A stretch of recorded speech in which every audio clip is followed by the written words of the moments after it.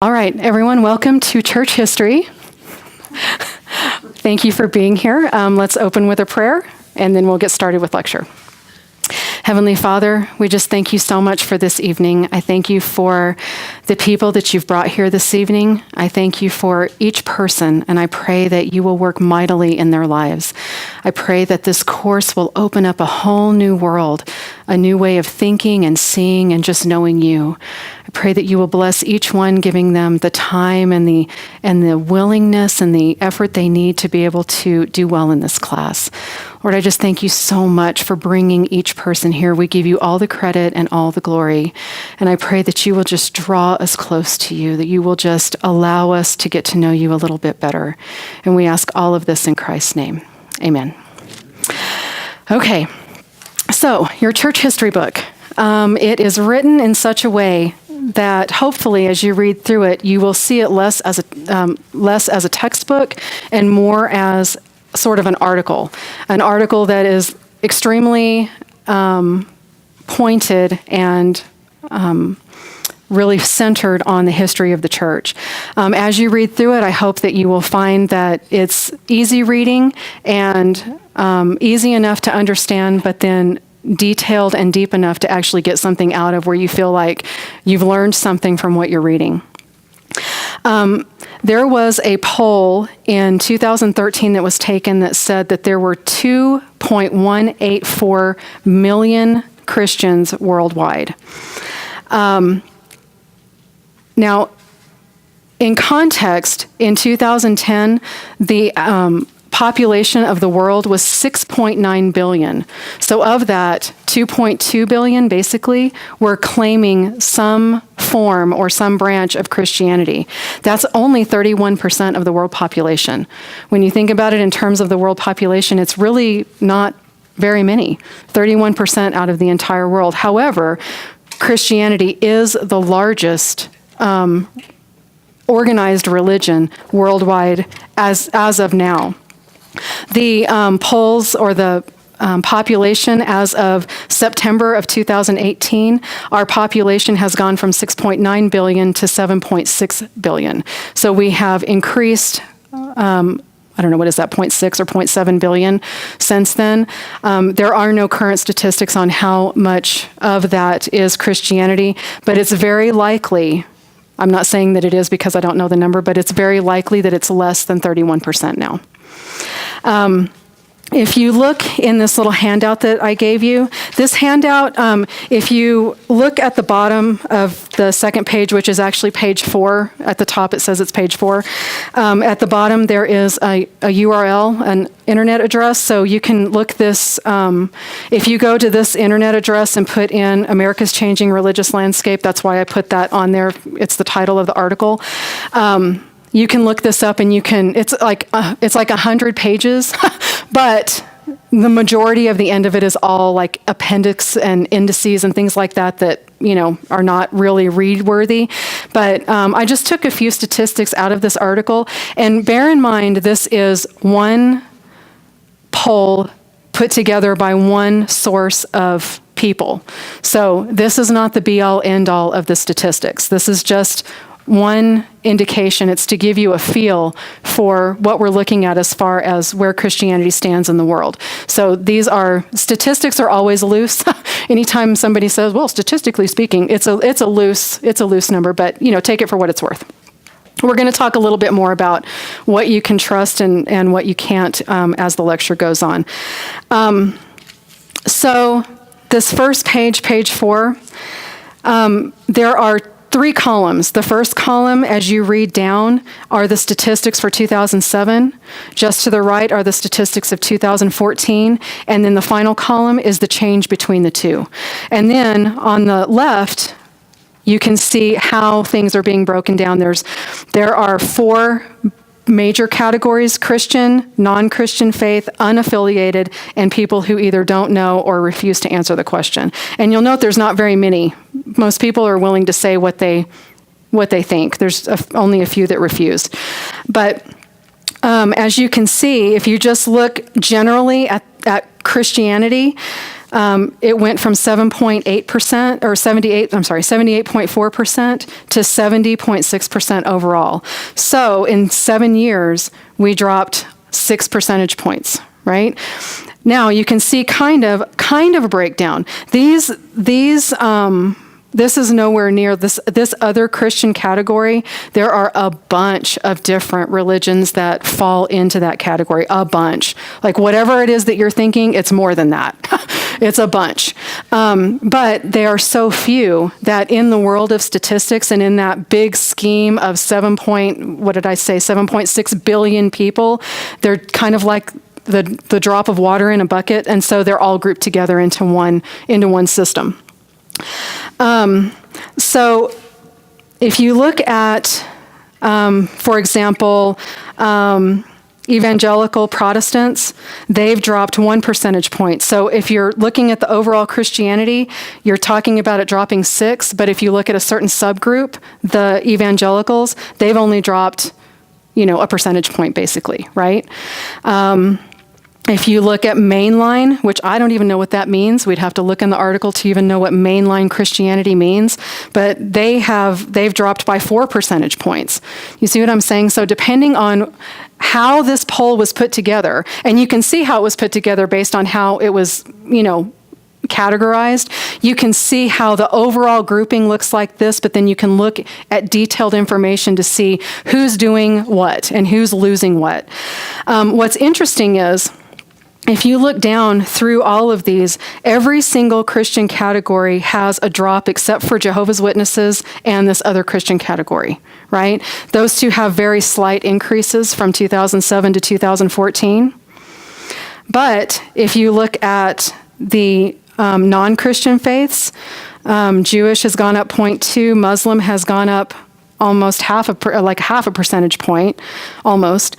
Buddhists are the same. Hindus have gone up. So non-Christian, in general, non-Christian religions at the time of this polling, the people that they polled, Christianity is doing this and non-Christian is doing this. Now, the table hasn't turned because Christianity is the largest claimed organized religion, right? But by these statistics, it looks like it's starting to do a little bit of this, right? Now, this 0.4%, or whatever, if you have a 0.4% increase, if you're talking about the group of people, if that group of people makes up only 10% of the total population, they're going to have to very seriously expand before they start overtaking one of the larger religions like Christianity or Islam, right? So I just wanted you to see how. And the other thing I wanted to point out, if you look under the unaffiliated, look at the atheistic group. They've gone from 1.6 to 3.1. That is an impressive change. Agnostics have gone from 2.4 to 4. That's a pretty impressive change too. And then you've got this whole group of people that are like, whatever. And it's just very interesting. The sort of apathetic are really becoming more prominent. Not more prominent than Christianity, but just within their groups, they're starting to get their numbers up. The next page 48, it's what it says at the top. 48 and 49, they're front and back for most of you. I think one person has them separate. But this is just a description of the statistics that we're going to look at on page 50. So you guys can read that on your own. I just want to look at this real quick, and I want to show you, or I just want to point out a couple of things.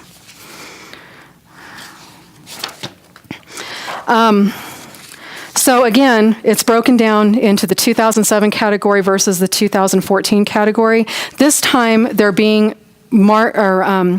delineated by age groups instead of, by age groups first, and then by what particular religious affiliation you're going to choose. And it's interesting. So you have to compare the 18 to 29 from 2007 to the 18 to 29 from 2014. They're, sort of not next to each other anymore. There's some space between them. But you'll see that the younger people, the Christian faith really hasn't, in general, the generalized bold Christian hasn't really changed too much. And as you go down the columns, the main line seems to have gone up. The Catholic has gone down, Orthodox Christian has gone up, Mormon's gone down. Jehovah's Witness has gone down. Isn't that interesting? Jehovah's Witness showed a partial percentage point on the other side, but on this side it's showing in this age category. This age category is not responsible for that increase. Do you see what I'm saying?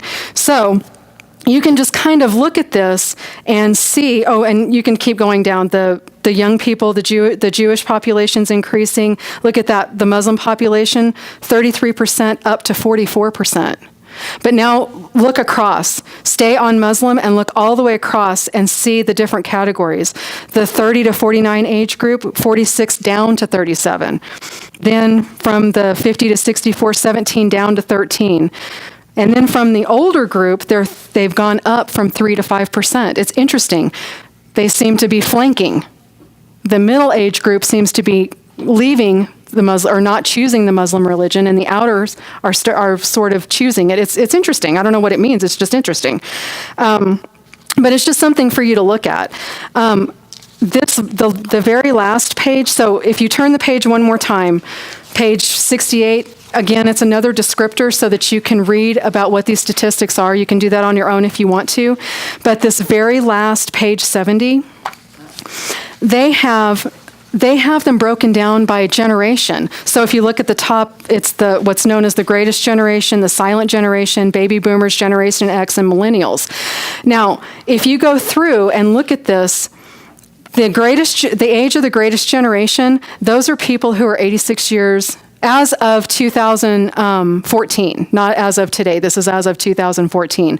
Those people were 86 years old or older. Then the second generation, the silent generation was 69 to 85, or 86, actually, they overlapped. Baby boomers were 50 to 68, Generation X is 34 to 49, and millennials are 18 to 33. Now, the reason I bring that up is because if you look at the statistics by age and you kind of compare it to the statistics by generation, you're going to see some inconsistencies between them. But it's because the age groups overlap. And you'll see that in areas where you see a great hike in age group here, that generation will show either a small hike. Sometimes it's significant, but usually it's not. But you'll see a correlation where the biggest leaps happen where the age group is covering that the most completely. So it's just interesting to look at this by either what generation you belong to based on your age, just the age group you belong to, or if you are just self-proclaiming what it is that you believe, right? And so just looking, so the point behind this is not, I told you guys this before I started the recording, but for the benefit of those who will watch this later, none of this is going to be on your test. I'm not going to test you over the statistics of Christianity or non-Christian religions. That's not important.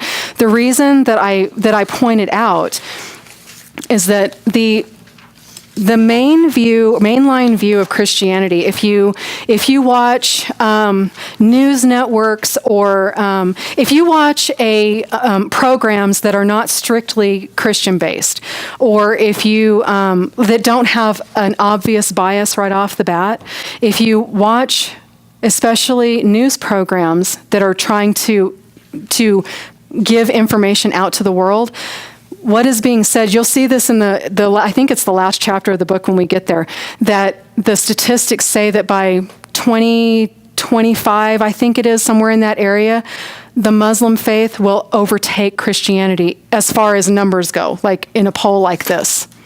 Okay? Now, that's what the polls say. However, if that happens, then we really only have the people who have a knowledge of church history, the people who have a knowledge of even biblical history, even if you just limit it to biblical history. That is why these classes and this kind of information is really important. It's not necessarily to go out and evangelize people and bring them into the church. I mean, you can certainly use church history as a tool like that. If you've got a gift of evangelism, you can certainly use the information from church history to further that. But in general, if you have a knowledge of church history, this is what I'm hoping you're going to get out of the class. If you have a knowledge of church history, it doesn't matter who you talk to, anybody that you meet on the street, you will be able to engage them in a conversation that is knowledgeable about their history that they don't understand. Most people don't understand, for example, how deeply ingrained Christianity is in everything we do.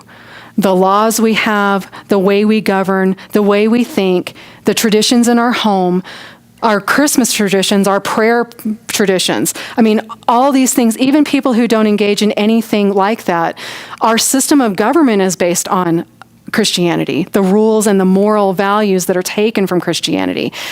And most of the areas around the world have an influence of some sort simply based on the fact that Christianity has been from the beginning. Now, Jesus has been from the beginning. The concept of Jesus in the flesh is later. That's New Testament, that's like where we're starting and moving on. But the idea of who is God, who is creator, and therefore who is Jesus, as you get into the New Testament, all of those questions, it dates back to the beginning. Like, you absolutely cannot avoid having Christianity influence and flood and affect your life, because our life is based around that. Now, you can choose not to believe it. You can be an atheist. You can be an agnostic. You can be whatever you want. You can think what you want. God's given us the privilege of having our own opinion about whatever it is about the question of who is God or is there a God, those kinds of things. But because of the way that Christianity is, and the fact that it is in the beginning, it is from the beginning, everything is saturated with it. And part of personal opinion, this is not a church history fact, personal opinion, that's trying to remove that from our lives is beginning to culminate in some chaotic behavior. Personal opinion. So you can take that for what it's worth. That won't be on a test either. So the point is, these statistics and the things that you hear on the news, that you'll hear in this class, all of those things are relative, and they're based on, well, that's the question. What are they based on? Who is giving you the information? What is the source of your information? Who are you believing? What questions are you asking whenever you're reading? Even the Bible. The Bible is a perfect example. What questions are you asking when you read? What are you diving into to understand the context or the people or the culture or the whatever? What does that word mean? Does it mean the same thing today as it meant, 2,000 years ago? You won't know unless you look it up. You gotta dive into these things. Church history is the same way. There's a lot of, kind of crazy historical facts out there, and the internet is full of them. Man, you can find them. I should give you an assignment on that. That'd be great. But I mean, there's all kinds of crazy things out there. And part of what we're going to learn tonight is beginning to understand that not everything that you hear and everything that you read, and maybe even we'll find out not everything you hear in this class, even the things I say, we may find out. I mean, when Pastor Kahn was teaching this class, he has been teaching church history he has taught over like 20 years or something, 25 years, lots of research, lots of reading, lots of knowledge.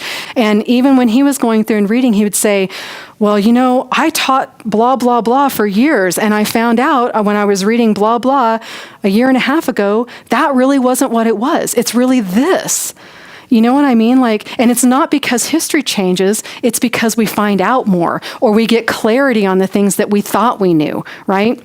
So there's a lot of fact in church history, but if you're not smart and if you're not thinking, then it can get weird. It can get so weird. And if you're using it as a tool of evangelism or reaching out or just talking to people, please make sure that you are sure about what you're saying so that you don't, just end up having to apologize to them later. But anyway, so the point of this class hopefully will be, in whatever way that you choose to use it, that you will build a knowledge of what the history of the church is, and that you will have a respect for not just Christianity, that you will have a respect for everything that you read about. It doesn't mean you have to agree with it. And it doesn't mean that whenever you're speaking with somebody who has a belief system that is different from yours, that you can disagree with that and still respect it. And so as we're going through, I mean, the church history is full of fighting, especially between the Protestants and the Catholics, right? I mean, full of fighting. Especially one of the people that I work with one time said that her dad told her that he would rather die a slow, painful death than be a Protestant. Okay. I mean, I would not rather die a slow, painful death than be a Catholic. I can tell you that right now. You know what I'm saying?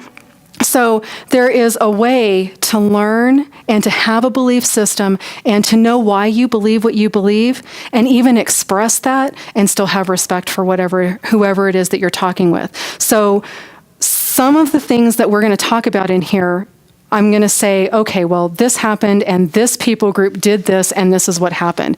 It is just what history states. It is not meant to be, because I am a Protestant, this is in no way going to be a class that turns into a class that bashes Catholicism. That is not going to happen. That's not what it's for.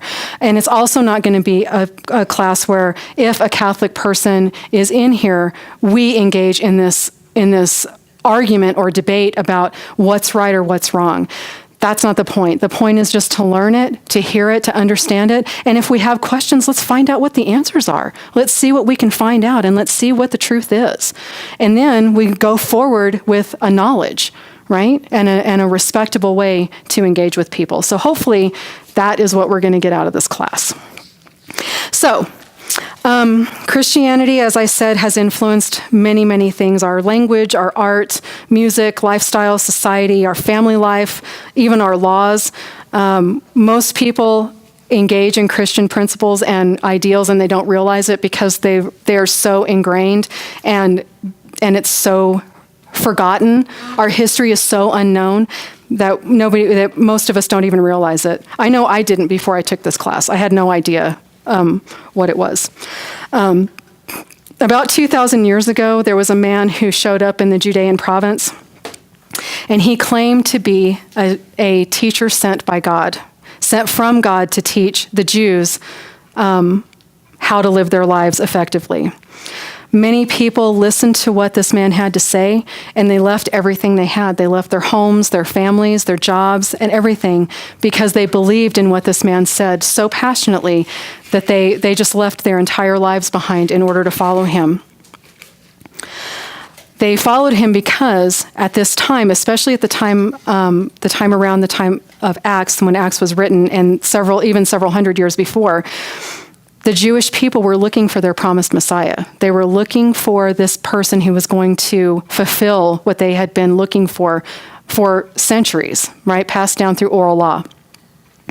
Well, so these people were leaving everything after asking the question, is this our Messiah? And deciding that yes, he is, and leaving everything in order to follow him, right? Well, as it turns out, this man was horrifically executed by the Roman government, and all of his followers dispersed all around the nation, or the countryside. So who do you think I'm talking about? Jesus, right? I'm actually talking about a man named Theudas. In 46 AD, that's what happened to him. There was also Simon of Perea in 4 BC. There was Judas the Galilean in 6 AD. There was Simon bar Kokhba in 135 AD. And of course, there was Jesus. So I tell you that because at the time that all of these things were happening, because I know that many times I have looked back over as I've, read scripture, or gone to Bible studies, or even church history classes, whatever, and I've thought, man, how could they not know? How did they miss it? Right? I mean, because I wasn't, surely I wouldn't have missed it, like whatever. But how did they miss it? Because, when you have all the information, you look back on it, you're like, man, this was fulfilled, that was fulfilled, this was fulfilled, that was fulfilled. The Jewish people knew the scriptures, so they would have known all those things were fulfilled. How did they miss it? Well, can you imagine the confusion? There were people popping up all over the place. And remember that the culture at the time, the Jewish people really wanted to get out from underneath the rule of Rome really bad. And so they were really looking, they were really hoping that the Messiah was going to come along and wipe that out so that they could be free from Roman rule. And so they were looking for it. And if it sounds like a duck and quacks like a duck and does all these things like a duck, you're like, oh, you must be a duck. And so that's just what happened, right? Many people have been led astray following the same formats. So why do I mention all this? All of these people, what separated Jesus from all of these other people? What's the one thing? And if you don't know the answer, it's okay.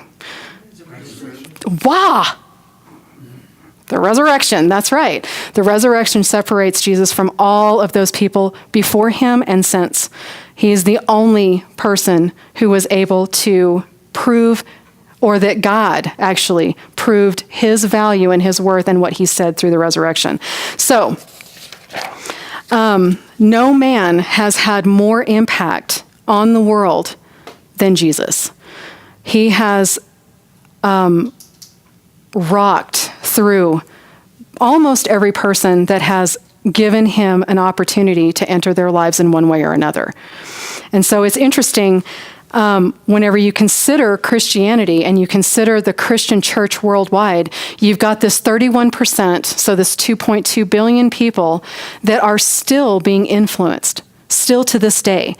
It's amazing. Think about past presidents. Think about Nobel Prize winners, whatever. Think about influential people everybody has influential people in their lives that date back to whatever.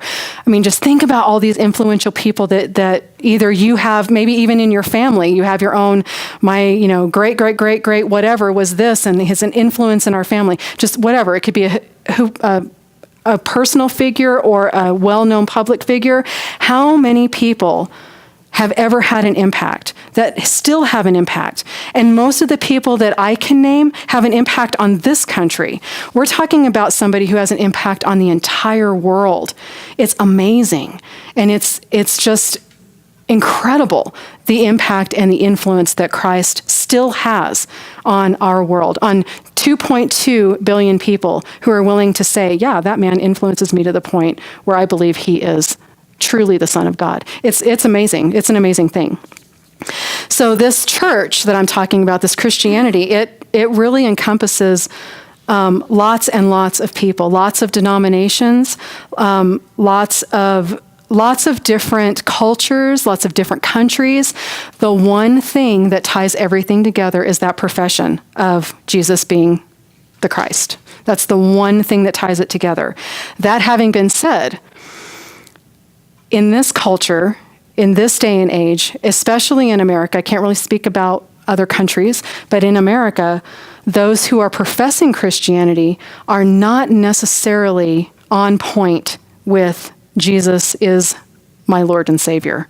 So even within Christianity, even within that 31%, you're going to have some flux, because I don't know how many of you have had an opportunity to have this in your life. I've had it several times where whoever it is I'm talking to, they'll say, oh yeah, I'm a Christian. And we'll just keep talking, and you can just tell by what's being said, maybe not in that conversation, but maybe a later conversation, whatever, you can just tell there's really no effect in their life of Christ. You can't really see it. Are they a Christian? Are they not a Christian? Not for me to say, not even going to go there. I'm just saying that the reason I bring it up is because within that 2.2 billion, profession is not the same thing as actually following, right? So that's something else that we'll end up talking about as we go through. There's lots of, it's amazing how quickly, and I fall into this category too, it's amazing how quickly your opinion can change based on your circumstances. And as we go through, especially the persecution of the church, you'll see opinions change. Sometimes those opinions are steadfast, and sometimes those opinions are like, nope, not doing that. Nope, don't believe it that much, I'm out. Right? So it's just amazing how things change. And so that even that 2.2 billion, there's some flex in there. It's the kind of flex that we can't put a number on, that you can't delineate. It's just knowledge. It's just understanding. So again, if you're going to use this class as a tool on any level, you have to understand that just because I tell you I'm a Christian is really not your job to know yes or no if that's right or wrong, but you may find out throughout the course of what they say or how they live their life that there may be some question there. But this class can help to delineate that. All right. So what is history? This is where we're going to start. All of that was just groundwork that you can, take or leave. Now we're going to try to find thank you. All right. So now we're going to start taking notes, and these are the kinds of things that you're going to be tested on. So next week's test will be a combination of the lecture material and the reading material. All right, so what is history? There are two facets that I want to focus on. There is the historical process and historiography. And I'm a terrible speller, so if I spell something wrong and you notice it, feel free. So there are two main aspects of what history is. The historical process, this is what actually happened. Okay? So this is the action. The actual events of history. Historiography is what is written about what happened. Okay, so this is the real event, and this is what was written about the real event.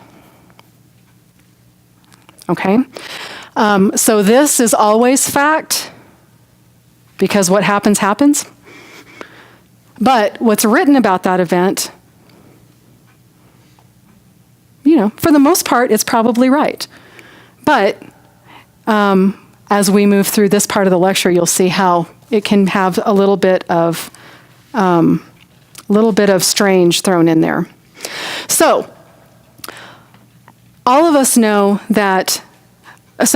Most of us, or maybe all of us, have had an opportunity to play that game as we were kids, like where you sit in a circle and the first person says a sentence, but they whisper it in the person's ear, and then that person whispers it in the next one all the way around, and then the last person says the sentence again, and the first person's like, "Where did you get horse? I didn't even say the word horse," right? That is basically, there's always a discrepancy. And it doesn't have to, there's almost always a discrepancy between what actually happened and what was written about it. Why is that? There are two primary reasons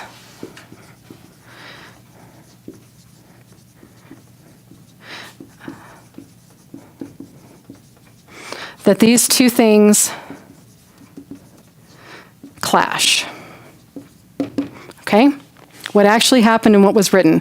How can there be a discrepancy between what happened and what was written about it? There are two primary reasons. One is evidence, and the other is, I'll do it over here, the historian. Can't you see all the multiple choice questions that are coming out of this? I mean, I can write 4 or 5 questions just from that, right? Okay, anyway, so two reasons that these two things come into conflict with each other or don't match each other. All right, for the evidence, the first thing that can happen is time. All right, the greater the time between the actual event and when it was written about, the more discrepancy you're going to see. Okay, if I fall on the ground right now and I tell you, okay, everybody write one paragraph about what just happened to me, all of you are probably going to get the facts of that right? But if I fall down and then in 5 years I contact you and say, I need you to write a paragraph.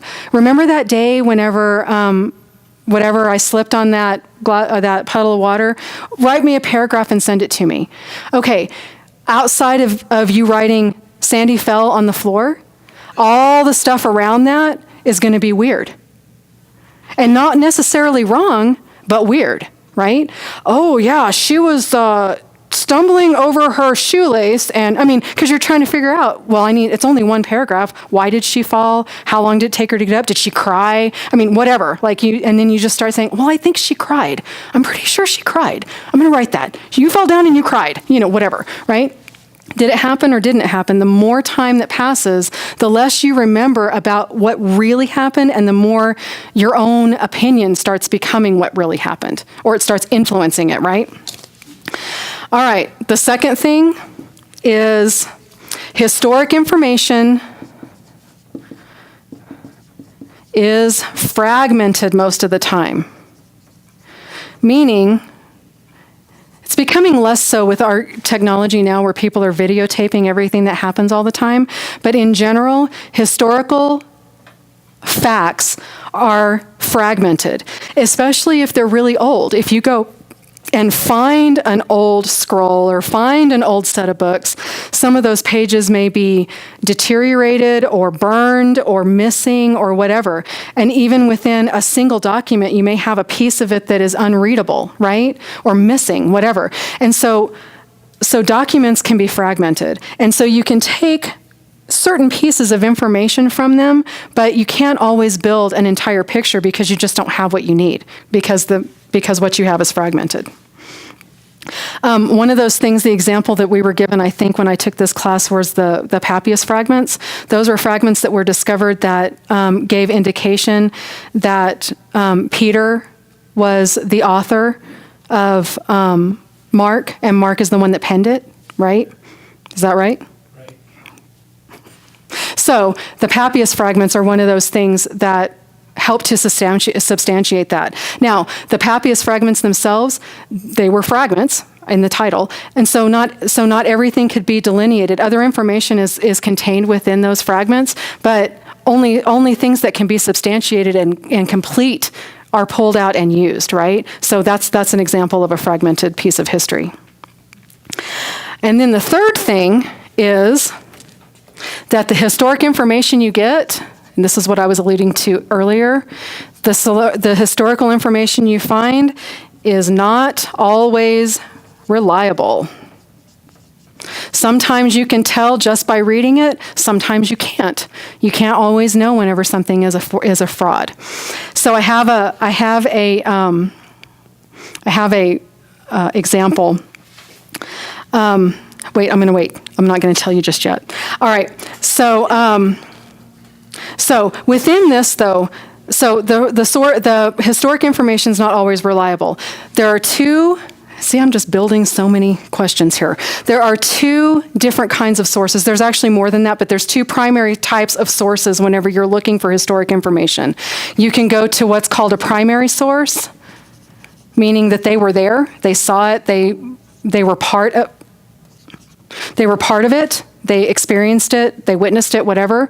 And then there is a secondary source, which would be something like what we would do in this class if I were, which I'm not going to, but if I were to say, I would like you to write a paper on, I don't know, pick somebody. I'll just use Martin Luther again. He's on my mind for some reason. Write a paper about Martin Luther. What you're going to do, you can't find a primary source, right? Because he was alive in the 1700s, or the 1500s.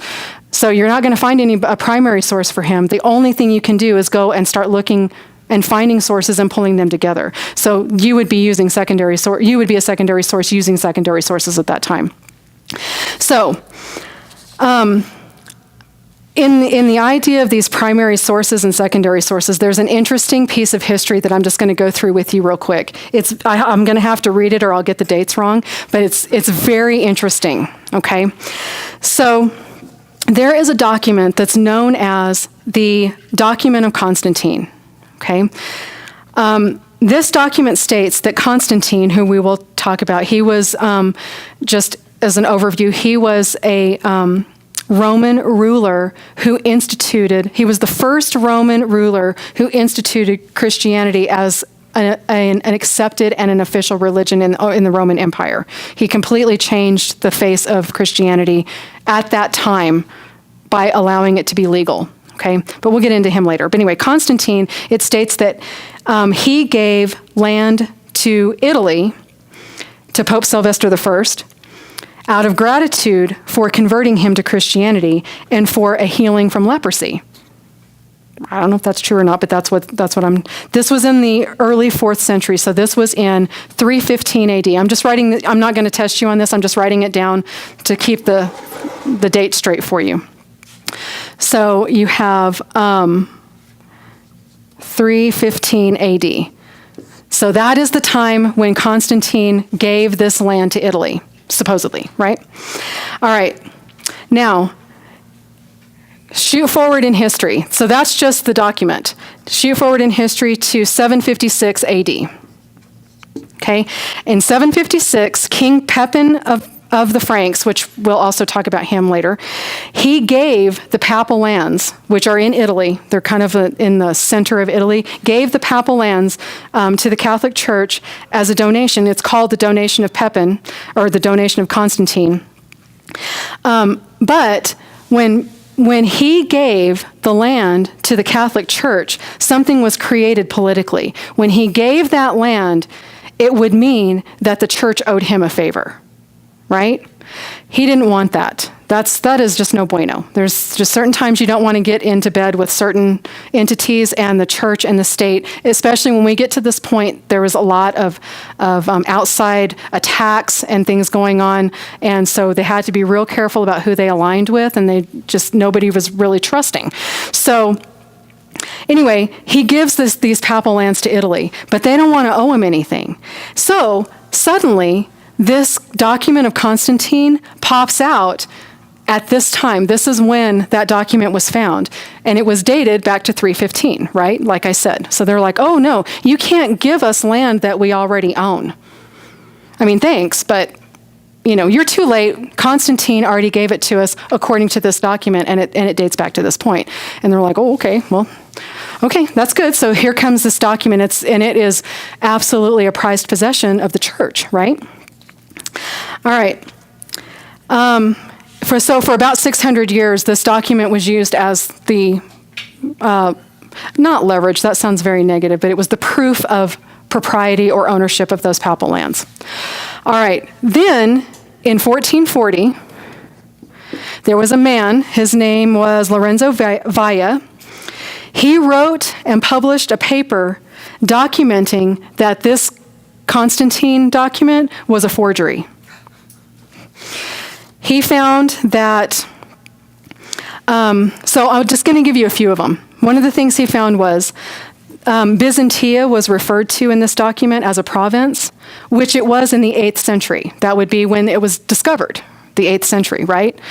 But it was just a very small, undocumented, very likely undocumented city in the 4th century when it was claimed to have been written. Byzantia didn't really exist. At the time that document would have been written in 315, only the major cities would have had any notoriety in any historical document. They wouldn't have documented small cities that had no significance. And at the time in the 4th century, Byzantia, while it existed, was very insignificant. So it was hard for him to believe that it would be noted in the document the way that it was.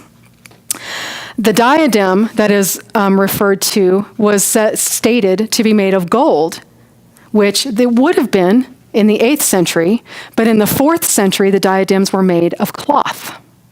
So if you look back in your history, which this Lorenzo person did, he was like, they didn't make gold diadems in the 4th century. So he was not too pleased about that.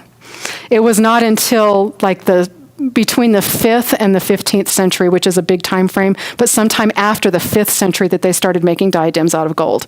So it much predates 315. The term Judea was used for Israel, but the 4th century Romans used to call it Palestine. They never referred to it as Judea in that century. It refers, now this is a big one, even if you can kind of go past all those other ones where you're like, maybe they're right. This is a big one. Refers to Roman temples that did not exist in the 4th century, but they did exist in the 8th century. Those are documented. Those Roman temples are documented, and they did not exist in the 4th century, so he was like, oh my gosh, you got to be kidding me. And also, interestingly enough, Constantine, there's no, according to Lorenzo's research, which I have not done, but he said that Constantine never had leprosy. So that was one of the reasons that he, gave the document to the church for curing his leprosy. He never had leprosy. So at least that Lorenzo's research could find. And there were many others. If you look up, if you have like 15 or 20 minutes, half an hour, whatever, look up the document of Constantine and maybe put document of Constantine and Lorenzo Valla in there, Valla, and just hit your search engine, and you'll pull up all kinds of stuff, and you'll find, if you look at different documents, you'll see different kinds of reasons that it was a fraud, but you'll see overlapping reasons, and where they overlap, those are probably truly fraudulent. But it's interesting. You can see all kinds of stuff in there. So that is an example of an original forgery where, and it's complicated, right? Where this person at this time claimed that a primary source, the person himself, gave this document. And they found it, and they were like, okay, well, they didn't have any reason not to believe him, right? But then later on, somebody, I don't even know why, he decides, I wonder what's up with this document. I just want to check it out. And he finds one thing after another that doesn't add up because there's too much time between these two things. And when you're forging a document, especially on the fly, if you're forming it, if you're really forging it and you're doing it like quickly, you better have a historian from that time that knows what was going on. Because if you don't, somebody's going to find your errors, right? Somebody somewhere, some smarty pants is going to find your errors, right? So anyway, that's an example of what is called an original forgery, this document of Constantine. So the church was obviously very upset about finding out about the forgery. As any entity would, this is human nature. It is not because it happened to be the Catholic Church at the time. This is just human nature. They were confronted with the information and they were like, nope, that's not true. It is not a forgery. And there was just all this scuffle for a while. And finally, they conceded that it was a fake, but not until around 1600. It took almost 1,500 years for the concession to come in. But that's okay. I mean, that is what it is. That would be why whenever you're engaged in any sort of conversation with somebody where you disagree, it behooves you to go at it respectfully rather than, whatever, because you may find out that, your temple didn't exist or whatever, right? So, all right. So that's the evidence, okay? This historian, why does the historian contribute to these two things not agreeing with one another? This is kind of a no-brainer. The historian is, what am I doing, A's? The historian is always going to have bias. Always going to have bias. And it doesn't mean that it is purposeful or intentionally deceiving bias. It doesn't have to be negative bias. It just is. How you grew up, the moral values you have, the jobs you've had, the relationships you've had, the heartache you've had, the trauma you've been through, the joys you've been through, all of those things make you who you are. And just like that game where you're passing the sentence around to different people, whenever you say something to me, my own personal experiences are going to affect how I hear that and how I interpret it. And then I'm going to turn around and say, like somebody may say the horse is brown. And I think, man, brown is such a really beautiful color for a horse. Like, I love brown horses. I grew up with a brown horse. They're so shiny. And so then, but I'm not thinking any of that. I mean, I'm thinking it, but it's just like fleeting through my head, right? It's just there. So then whenever I turn to this person, I'm like, I forgot the sentence. The horse is brown. Thank you.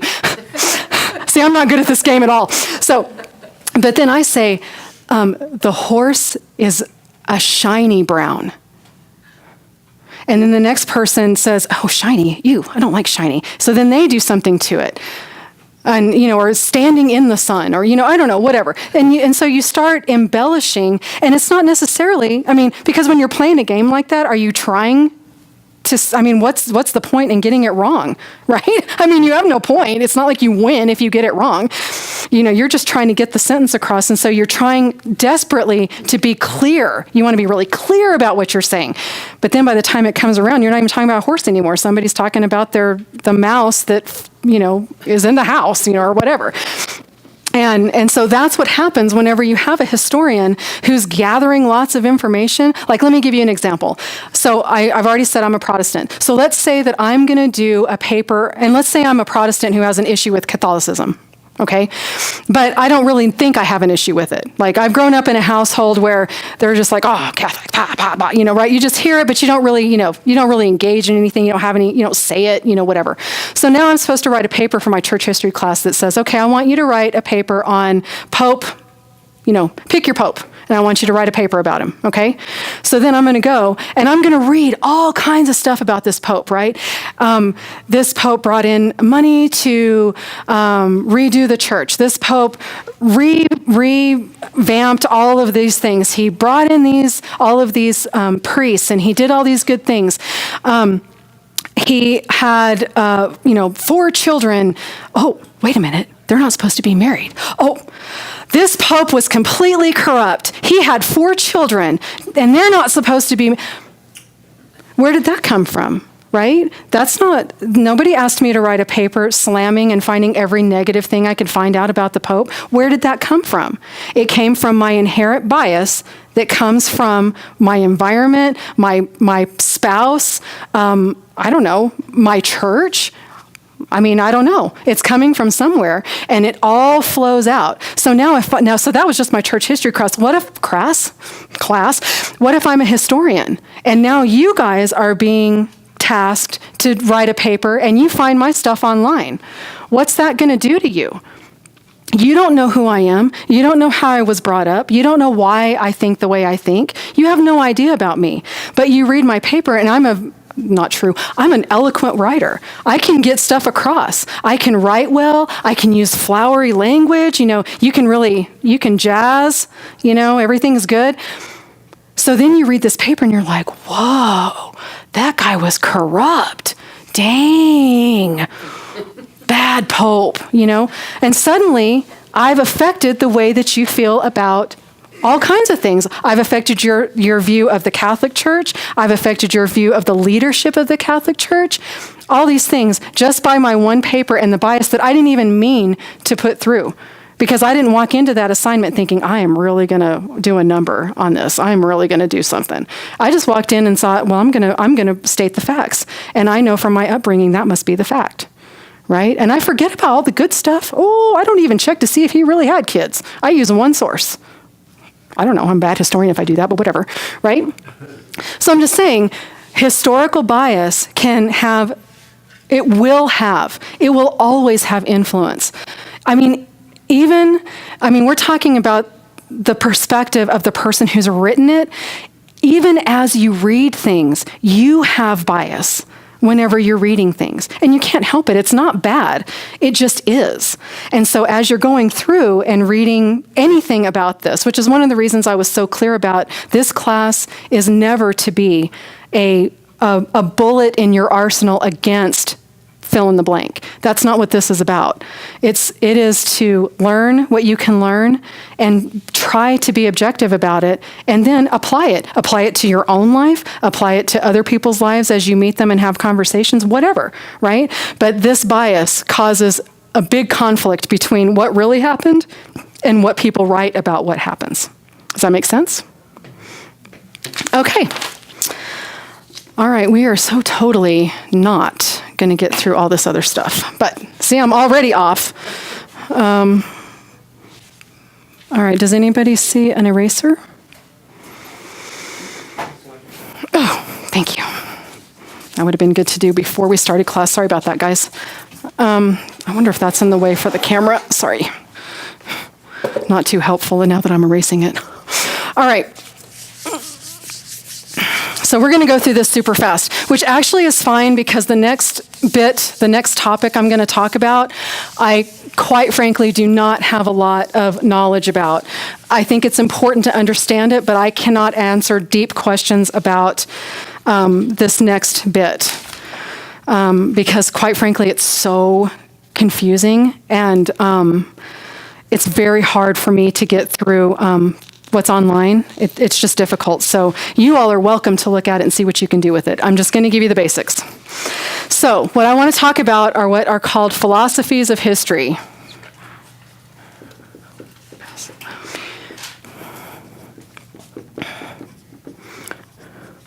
We're going to focus on one particular philosophy, this ideal of cyclic. C-Y-C-L, sorry. Why? Oh, nice. Cyclical. We'll call it cyclical instead of cyclic. Okay, cyclical view of history. And that's basically, most people have heard of the phrase, history repeats itself. That is the summation of the cyclical view of history. I know when I was in high school, because apparently I hung around with really nerdy people, one of the things that we used to say to each other is oncology. No, what is it? Now I'm not going to remember. Recapitulates phylogeny. Oncogeny recapitulates phylogeny. Now I'm going to have to look it up. Anyway, it's the nerdy way of saying history repeats itself. And we used to walk around, and I don't know why we did things like that, but whatever. Apparently it made us feel smart or something, but apparently I'm not now. I can't remember the first word. Anyway, cyclical, history repeats itself. In general, if you talk to people in general, regardless of what faith base they claim, they will adhere to some form of cyclical history. Unfortunately, if Christianity is your basis, it is not the Christian viewpoint on history at all. It is absolutely not. So let's talk about a few of the variations of this, or examples of this cyclical history, and then let's talk about the biblical view of history, and then we'll be done. All right, so the first one that I want to talk about are Chinese dynastic cycles. These are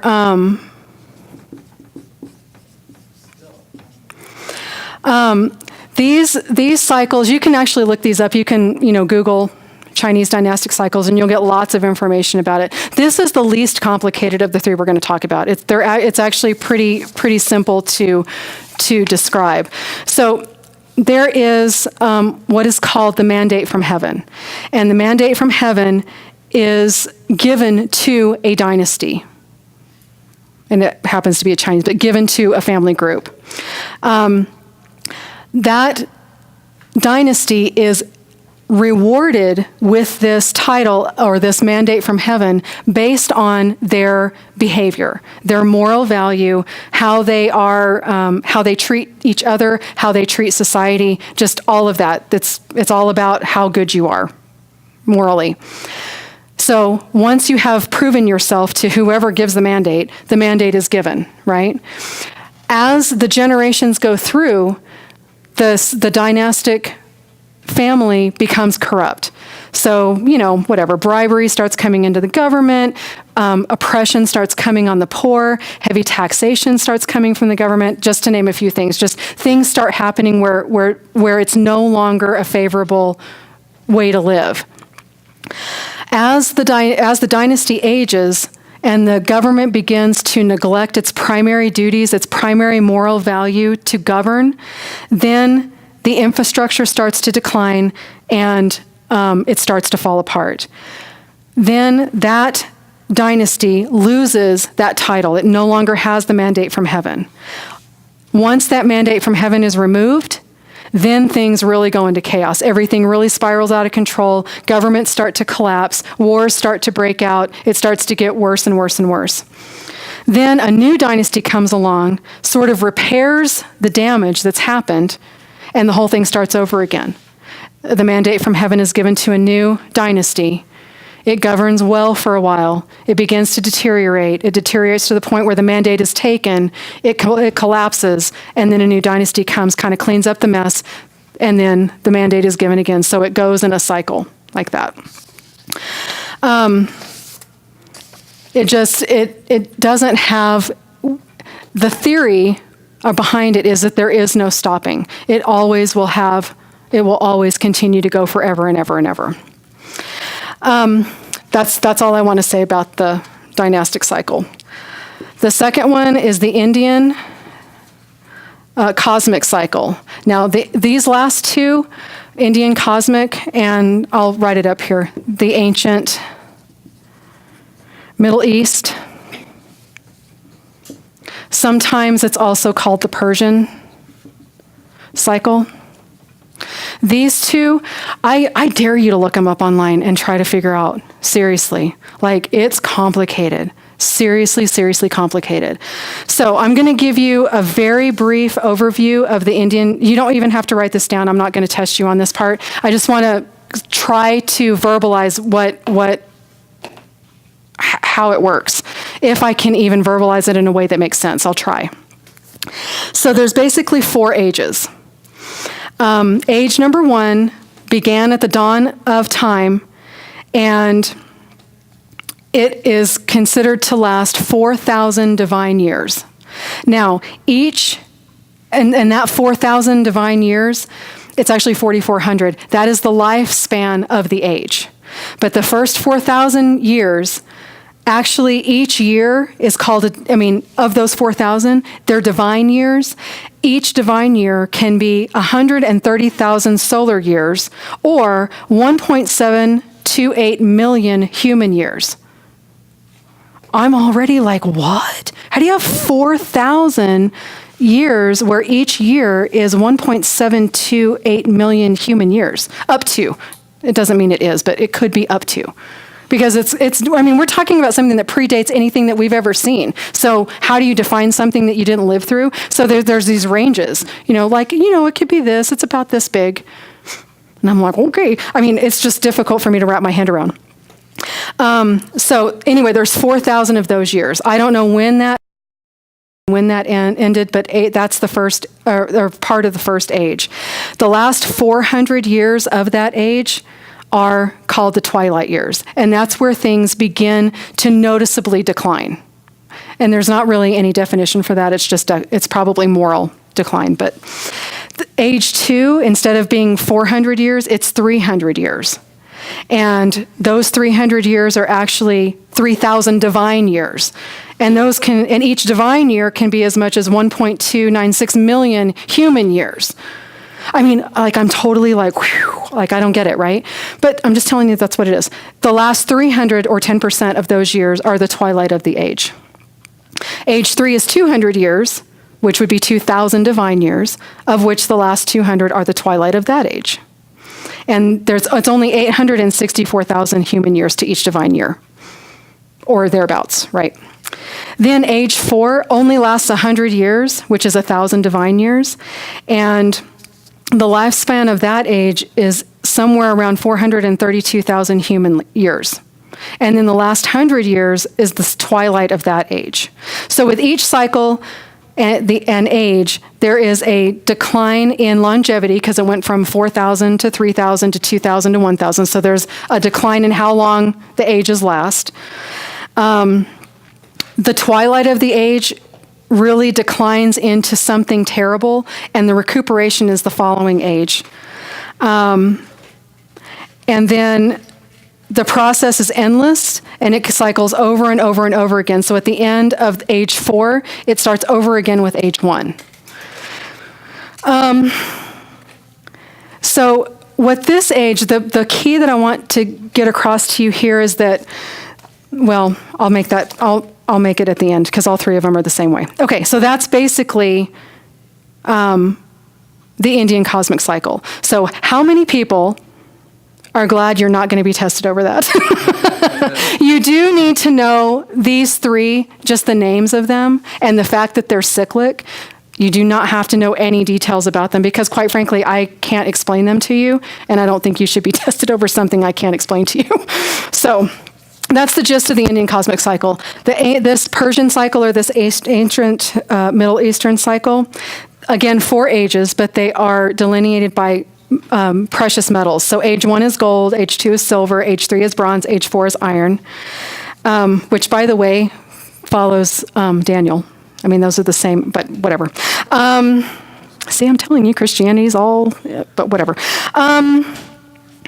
So this one is, so both of these, the theories behind them are that they're endless. They're cyclical and they're endless, right? This one's a little bit different. This cycle believes that once you've gone through the Iron Age and that age ends, that's the end of everything. There is no more cycle. That's just the end of life, right? And so both of these have a characteristic of, or a underlying attitude of starting over.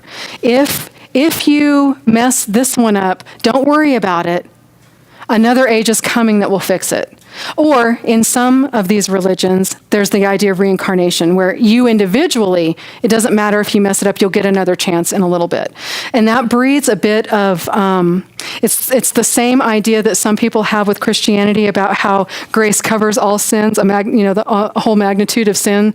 And so, do whatever you want because your sin is covered by grace. That's very much the same attitude that comes from this. Once you've messed up in a cyclic view, doesn't really matter because it's either all going to end anyway, so whatever, there is no consequence, or don't worry, it's all going to start over again anyway, whether it's on an individual basis or a cultural basis, right? So this one in particular breeds a lot of passivity. Like people are like, it doesn't really matter. The ages are really long, and even if you come to the end of an age, it doesn't matter because it's just going to start a new one or start over. And so people are just real, okay, well, you don't really need to do anything about any of that. It'll take care of itself, We'll just live our lives and move on. It doesn't really matter. This is very feudalistic. I mean, there's nothing to look forward to if you have this view, because if it's all going to end anyway, what's the point truly, what's the point in trying too hard to do anything because it's all going to end? Here at least you have something that you might contribute to the next stage, but here it's just over. So that's really a feudalistic view of history. So these are just 3 examples of cyclic history, and it's only one type of, or one perspective or philosophy on history. There's more, but I just want to give you an idea because our culture, and I don't know about other countries, but our culture is very much seeped in this idea that history repeats itself. We see it in our own lives. Some view or some portion of history repeating itself. You can see it even within your own families. So it's an easy concept to grasp onto. But whenever you're talking about how the world began, how it's being governed by an entity like this mandate from heaven or whatever, how it's being governed, how it's being controlled, how it's moving forward, whether it's recycling itself or ending with nothing at the end. Like this ends and there is no more. There's no afterlife here. So whenever you're talking about a view of history that involves all of that, none of these describe God's view of history, right? God's view of history is divine providence, right? So this is going to be, I can promise you, on every single test, every single quiz from now on, because it's my very favorite thing ever. So this idea of providence. And in the view of that we're talking about here with Christian history or church history, it's really divine providence. I don't really call it divine providence most of the time on the quizzes and stuff, but providence, this is the idea that God is in control. Okay? He's not like, and I'm not saying that this is what these people, I actually don't know if this is true about any of these cycles, but in the case of these things that recycle, or even this one, doesn't matter, this idea that God, spiritually winds up what he's created and then lets it go until it dies or until it's time to restart it, that is not God's viewpoint on history at all. God is very much involved in his own story. That's what history is. That was one of the things that Pastor Kahn did. History is his story. where you just put those two S's together. It's God's story, and he's in control of everything.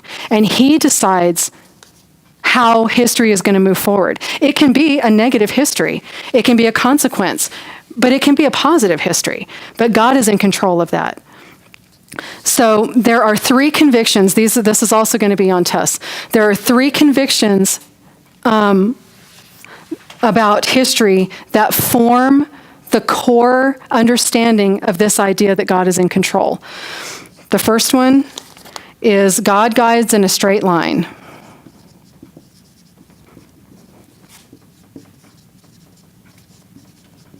I'll explain each of these after I write them. The second one is God will bring his story to a planned conclusion.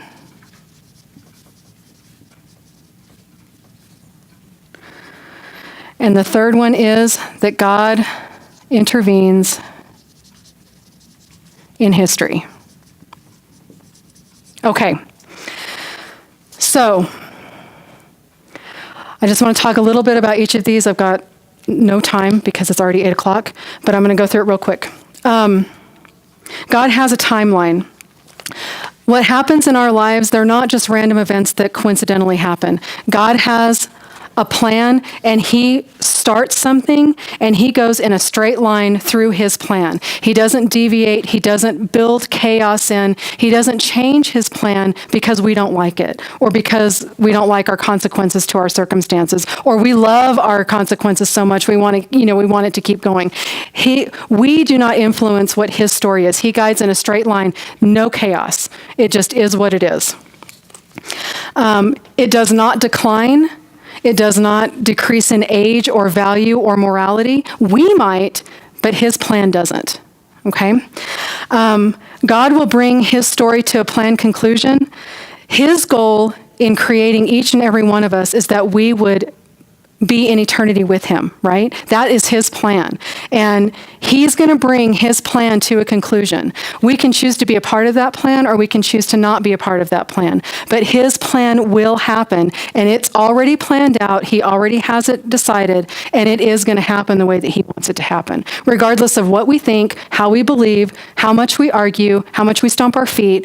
This is his story, his creation, his plan, and he's going to bring it to his own conclusion.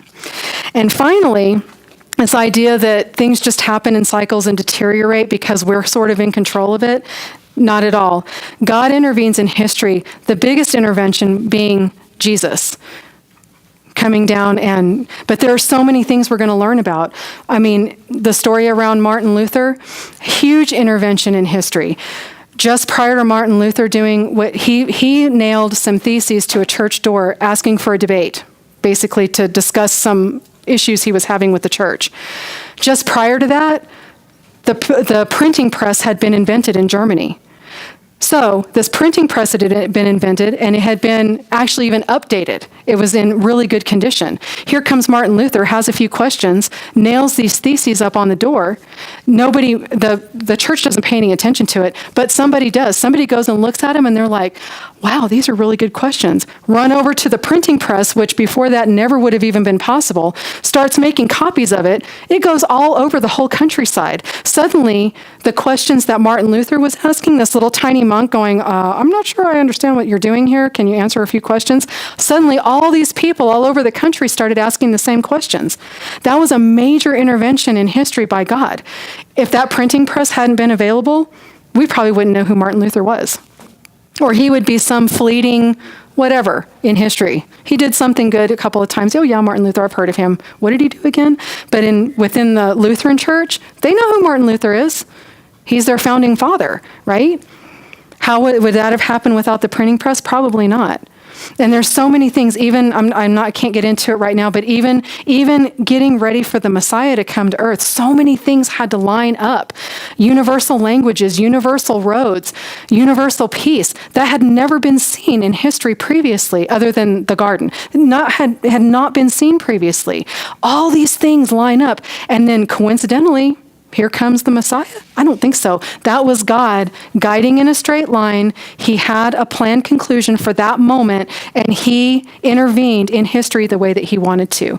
And he intervenes in order to bring his stuff to a planned conclusion. All of this works together. But the point is, God is in control of it. Okay, so this idea of providence, God is in control, huge concept, and it is the foundation and the work that we're going to jump off from in this class. Okay, all right, does anybody have any questions?